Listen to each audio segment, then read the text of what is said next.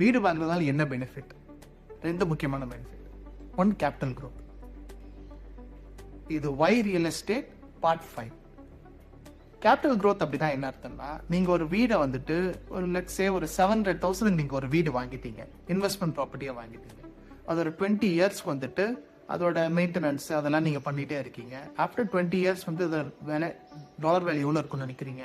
அது ரொம்ப கம்மியாவே க்ரோ ஆயிருந்தாலே வந்துட்டு could be somewhere 2 மில்லியனோ 2 மில்லியனுக்கு மேலேயும் இருக்கலாம்.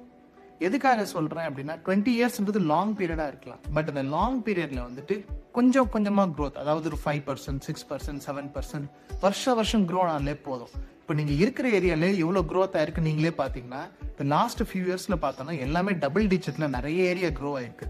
ஸோ அதனால நான் சொல்றது வந்து ரொம்ப கன்சர்வேட்டிவ் நம்பர் தான் சொல்றேன். அந்த கன்சர்வேட்டிவ் நம்பர் வந்து கன்சிஸ்டன்டா க்ரோ ஆனாலே போதும். வந்துட்டு ஒரு லாங் டேர்ம் பார்க்கும்போது வந்துட்டு you get a really good benefit. புரியுதுங்களா? ஸோ இதுக்கு பேர் தான் கேபிட்டல் க்ரோத்ன்றாங்க. This is one of the biggest reason why people வந்து ரியல் எஸ்டேட்ல இன்வெஸ்ட் பண்ணுங்க. இதை நல்லா புரிஞ்சுக்கோங்க.